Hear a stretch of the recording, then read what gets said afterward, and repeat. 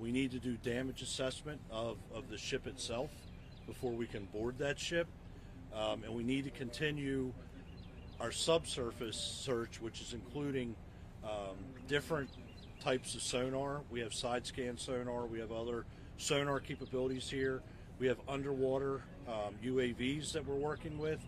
And throughout the night, we've also been working with infrared technology, both from the air and on the water surface. So I'm going to wrap up here with just saying this continues to be a search and rescue operation. It continues to be a very dynamic operation with multiple local, state, and federal resources involved. With that, I'm going to turn it over to our Mayor Brandon Scott. Thank you, Chief. Everyone, this is a unthinkable tragedy. We have to first and foremost pray for all of those who are impacted, those families. Pray for our first responders and thank them, all of them working together, city, state, local, to make sure that we are working through this tragedy. This is an ongoing active research that we're having right now. We're going to continue, as you heard from Chief Wallace, throughout. As long as we have to be doing that, we will do it. But we have to be thinking about the families and people impacted, folks who we have to try to find and save. This is what our focus should be on right now. We're going to continue to work in partnership with every part of government to do everything that we can to get us through the other side of this tragedy. And with that, I'll turn it over to County Executive Olszewski. Thank you, Mayor Scott. I think we all awoke this morning to an unspeakable tragedy. As the mayor indicated, we know that there will be families and individuals impacted by this, regardless of what happens the rest of the way out. So I would just echo the mayor in lifting up prayers for those who are impacted, but also ask that our residents pray for our first responders. They have been on scene since very early in the morning, not only conducting initial search and rescue operations, but planning for additional ones as the sun comes up. And the work that they do cannot be understated. And I want to just thank them for all that they are doing and will do in the hours and days ahead. We know that we have a long road ahead, not just in the search and rescue, but in the fallout following this. I think we appropriately have our attention on the search and rescue efforts currently, and just here alongside our partners in the city to say that they have our full support, just as we want to thank our state partners for the resources they've offered up, as well as the federal partners who have already reached out. The mayor and I have talked to the governor. We've heard from the Secretary of Transportation. So collectively, we thank everyone for their thoughts, their well wishes. But again, this is a very active situation, and we want to just thank the chief and our teams for all the great work they're doing. And with that, I'll turn things back over to the chief. Thank you, County Executive Olszewski. We do some Q&A right now. Now we're just going to go around and have everyone present their questions. Go ahead and start. Chief, can you tell us where the crew of the ship is? You also mentioned, too, that two people were rescued. Who made the first 911 call? And there were reports that it was a crew on the deck of the ship working at that point. Can you confirm any of that information? The latest information we have on the crew of the ship is that they are still on board the ship. There's been comms between the ship crew and the Coast Guard. So as part of the overall operation, we communicate through the Coast Guard with the ship. And I'm sorry, your other questions? There were two people taken. Who made the first 911 call? I don't know who made that call yet. Okay, and were there other workers on the deck of the ship or deck of the bridge at this point? We had heard that information. Can you confirm that? We were being told there were workers on the bridge. We have yet to confirm that. We'll work with MDTA to obviously to get that information. About how many cars were on that ship? Last question. On the deck of the bridge at the time it collapsed. Do you know? Don't have a number. I can tell you our sonar has detected the presence of vehicles submerged in the water. I don't have a count of that yet. Thank you. Chief, you mentioned upwards of 7 individuals that you're looking for. We've heard reports of as many as 20 individuals. Can you just paint a more clear picture of about how many people actually fell into the water, how many people you might be looking to rescue, and also if you can give an idea of how many vehicles, although you might not have the answer, but really just the search and rescue mission? Yeah, I'll start with the last one. So I don't know how many vehicles yet. I know that we have detected the presence of vehicles. As far as the number between the 7 and 20, that's been a dynamic count throughout the morning, just given the fact that we haven't yet nailed that number down. We do believe that at least 7 are involved in that, at least 7 at this point. That fell into the water. Yes, ma'am.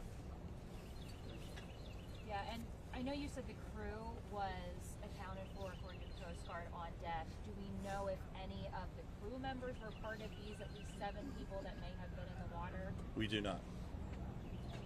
Chief, I just ask, survivability in waters around this temperatures is not very long. At what point do you shift focus to become more of a salvage operation? So we'll be guided by our dive teams. We will determine what the temperature of the water is. The other issue that we have out there is this water is current influenced. So right now we think the tide is coming back in. That adds a bit of a challenge to us also. We can certainly dive in these conditions, but we have to take a lot of factors into play, right? The fact that there may be trauma involved, they have been in the water an extended period of time, but also remember we're battling darkness. So, it's quite possible that we may have somebody there that we've not seen yet. And as they work closer to the debris field, they'll obviously make those determinations. But we're going to rely on the experts, which are our dive masters that are here, our dive team, to tell us when they believe we've reached that non-survivability point. Thank you. Yes, sir. Jimmy? Chief Wallace, was there any indication that there was a problem on the ship? Was it led in by tugboats at any point during midday? Like anything that can, so far early on, point you to something went wrong? We do not have that information with regard to the investigation. I would refer that to law enforcement. My focus since 1:40 this morning has been that rescue operation. So far there's been no indication that any kind of like an emergency dispatch came from that ship beforehand? I have no information about that, man.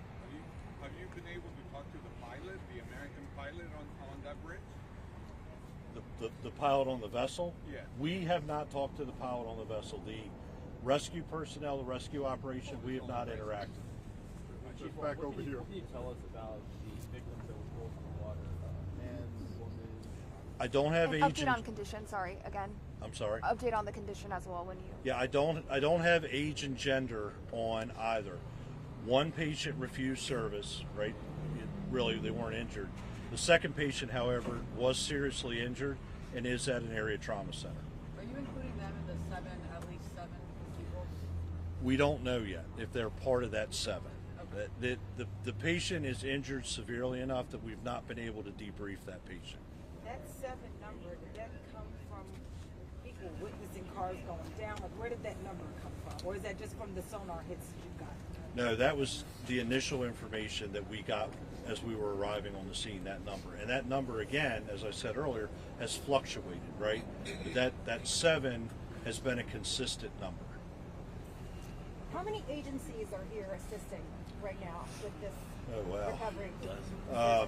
Yeah, dozens. I mean, locally, fire department wise, Baltimore County's here, Howard County's here, Hartford was here, PG was here, Anne Arundel, of course, Baltimore City.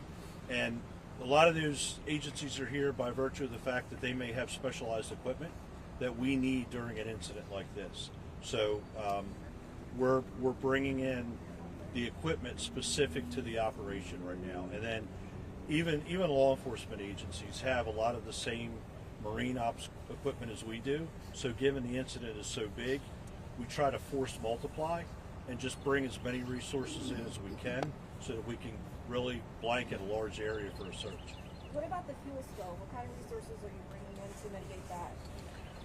We've not been able to confirm that we actually have an active fuel spill from the vessel. We've had odors of diesel fuel.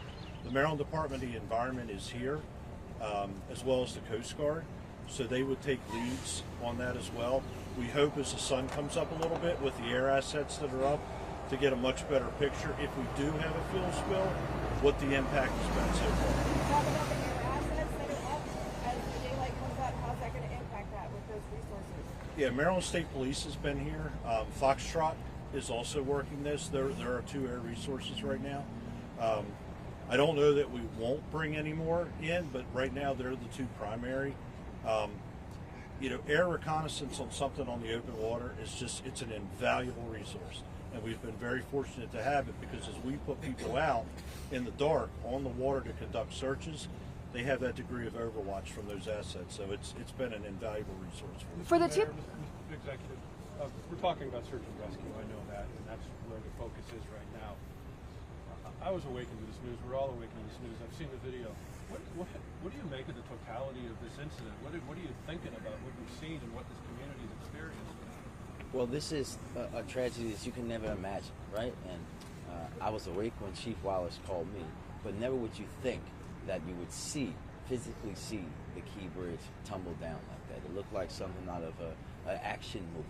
And you just think about, most importantly, which is what we all should be thinking about right now, nothing but those families and people that are impacted, and those people who are risking their lives right now, from not just Baltimore City and Baltimore County, but all over this state to try to save lives. That should be our focus, the preservation of life, because no one wants to see that happen, let alone someone in their family, someone that they know, be injured in an incident like this.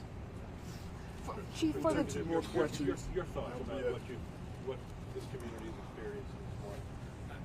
Look, I think that folks are stunned. I think folks are reeling. And I think that's particularly true for people who are worried about their loved ones right now. I think there'll be plenty of time to talk about what this bridge means to the community, what it means for commerce, but at the end of the day, right now this is about the humanity of people who are impacted and the men and women who are out there trying to save lives and recover folks off the bridge. So I think there'll be plenty of opportunity to talk about that, but really right now and for the foreseeable hours ahead, this is really about focusing on the search and rescue efforts. And I want to just again thank the Chief for his leadership and for all of the affiliated partners that we have working on this. Chief, I know there's Is it limited the fact that this could have been intentional, that this could be some kind of act of terrorism or intentionally hitting the bridge? That's not my focus here, ma'am. That's part of the law enforcement investigations. I would defer to the proper authorities for that.